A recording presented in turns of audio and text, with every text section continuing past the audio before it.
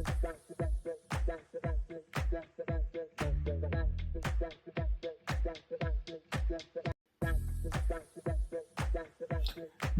guys.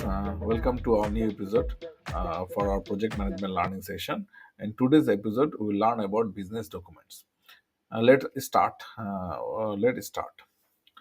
আসলে যখন আমরা বিজনেস ডকুমেন্টের কথা বলি, এটা আসলে ক্রিয়েট হয় প্রজেক্ট স্টার্ট হওয়ার আগে। এবং এই বিজনেস ডকুমেন্ট আসলে দুইটা অংশ, দুইটা ডকুমেন্ট নিয়ে তৈরি হয়। একটা হলো বিজনেস কেস, আর একটা হলো প্রজেক্ট বেনিফিট ম্যানেজমেন্ট প্ল্যান। এখন বিজনেস কেসে থাকে নরমালি আসলে একটা প্রবলেমের ডেসক্রিপশন থাকে, একটা প্রবলেমের ডেসক্রিপশন থাকে, এবং এই প্রবলেমটাকে সলভ করার জন্য কি কাজ করা লাগতে পারে, থাকে, স্কোপ কিভাবে ক্রিয়েট করা যায়, এবং এই প্রবলেমটা সলভ করলে কি বেনিফিট পাওয়া যাবে, এবং কি ধরনের বেনিফিট পাওয়া যাবে, এটা ডেসক্রাইব করা থাকে আসলে একটা বিজনেস কেসের মধ্যে। আর বেনিফিট ম্যানেজমেন্ট প্ল্যানের মধ্যে আসলে আপনি যখনই একটা বিজনেস কেস ডেভেলপ করার চেষ্টা করবেন, যখনই একটা বিজনেস কেসকে ফলো করে একটা প্রজেক্ট ইমপ্লিমেন্ট করার চেষ্টা করবেন, তখন আপনাকে জানতে হয় যে আসলে আপনার যে এক্সপেক্টেড বেনিফিটটা পেতে যাচ্ছেন, সেটা আপনি কিভাবে কন্টিনিউ করবেন, বেনিফিটের রিয়েলাইজেশনটা কিভাবে করবেন, এটাকে কিভাবে ম্যাক্সিমাইজ করবেন, তার মানে সবচেয়ে আরো বেশি বেশি করে পাওয়া যেতে পারে, আর এটাকে কিভাবে আপনি সাস্টেইন করবেন in a long period of time. এই যে দুইটা ডকুমেন্টের কথা আমি বললাম, বিজনেস কেস এবং প্রজেক্ট বেনিফিট ম্যানেজমেন্ট প্ল্যান, এই দুইটা ডকুমেন্ট আসলে ডেভেলপ এবং মেনটেন এবং ইউজ করা হয় আসলে project life cycle, throughout the project life cycle.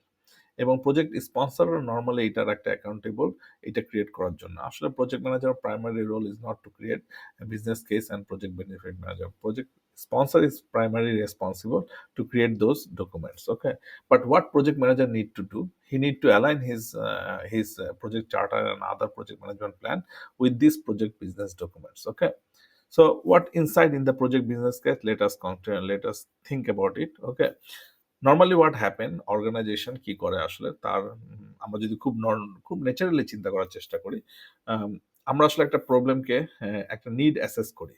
এখন নিডটা অ্যাসেস যখন করব, তার মানে একটা আপনার টার্গেটেড একটা স্টেক হোল্ডার থাকে, অথবা টার্গেটেড একটা পিপলস থাকে, যারা আসলে এই নিডটা ফলো করতেছে। হয়তো কারো পানির সমস্যা, কারো হয়তো মোবাইলে কমিউনিকেশন করতে পারছে না কোনো একটা জায়গায়, সেটার জন্য কি কি করলে আপনি ওইটাকে সলভ করতে পারবেন, এবং ওইটা সলভ করতে হলে আপনার কি ধরনের ইনভেস্টমেন্ট করা লাগবে, এবং এই ইনভেস্টমেন্টটা কত বছর ধরে করতে হবে, আপনার টাকাটা কিভাবে আসবে, আপনার ফান্ডিং রিকোয়ারমেন্টটা কিভাবে হবে, আপনি কি পরিমাণ টাকা এখান থেকে আউটপুট হিসেবে পাবেন, কিভাবে আপনি ইনকাম করতে পারবেন, এই জেনারেল যে আইডিয়াসগুলো, সেই আইডিয়াগুলো আসলে বিজনেস কেসে ডেসক্রাইব করা থাকে।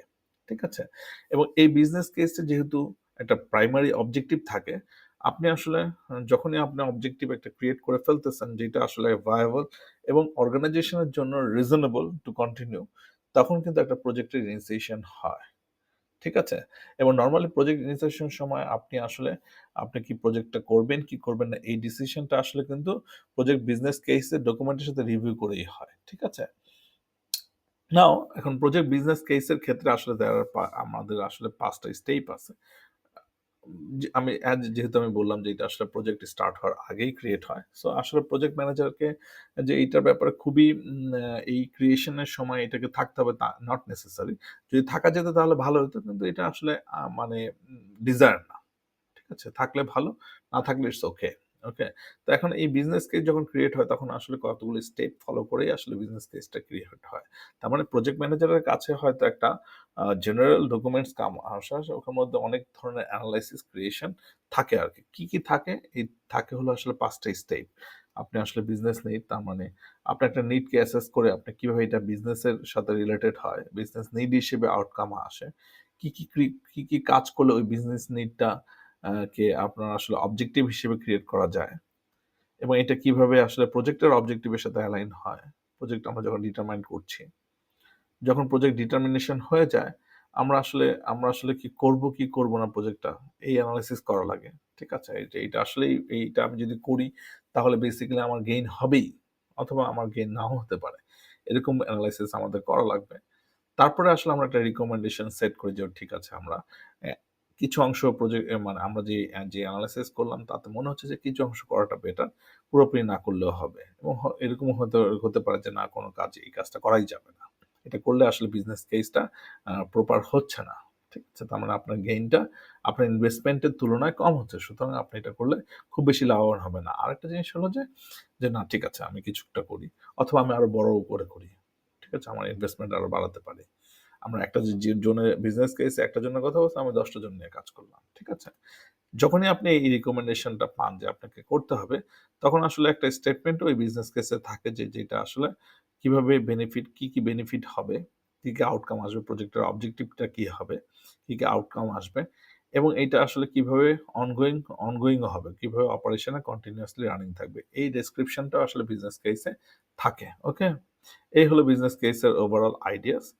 সেকেন্ড জিনিসটা হলো যে সেকেন্ড ডকুমেন্ট হলো প্রজেক্ট বেনিফিট ম্যানেজমেন্ট প্ল্যান। যেহেতু আমি বললাম যে আসলে বিজনেস কেসে বেনিফিটের কথা বলা আছে। কিন্তু বেনিফিটটা আমি কিভাবে রিয়ালাইজ করব, কখন বেনিফিটটা ডেভেলপ হবে, কে এর সুবিধাভোগী অথবা কে বুঝতে পারবে যে এই বেনিফিটটা ক্রিয়েট হচ্ছে। কোন ম্যাট্রিক্স দেখলে আমি বুঝতে পারবো যে এই বেনিফিটটা আসছে। আমি কিভাবে বেনিফিটটাকে সাস্টেইন করতে পারবো লং পিরিয়ড অফ টাইম। আমি কিভাবে বেনিফিটটাকে ম্যাক্সিমাইজ করতে পারবো over a long period of time. এই ডিটেইল ডেসক্রিপশনটা আসলে প্রজেক্ট বেনিফিট ম্যানেজমেন্ট প্ল্যানে থাকে। নরমালি আমরা আসলে জানতে পারি যে কি বেনিফিট, টার্গেটেড বেনিফিটটা কি? ওইটা কি বেনিফিটটা কি অ্যালাইন কি অর্গানাইজেশনের সাথে? কোন টাইম ফ্রেমে আমি বেনিফিটটা পাবো? কি ম্যাট্রিক্স দেখে আমি আসলে এভ্যালুয়েট করব বেনিফিট আসলে রিয়ালাইজ হচ্ছে? ঠিক আছে? আমার কি অ্যাজাম্পশন আছে? আমার কি রিস্ক আছে? এই ডিটেইল ডেসক্রিপশন গুলো আসলে প্রজেক্ট বেনিফিট ম্যানেজমেন্ট প্ল্যানে অন্তর্ভুক্ত থাকে। That's all for today's session.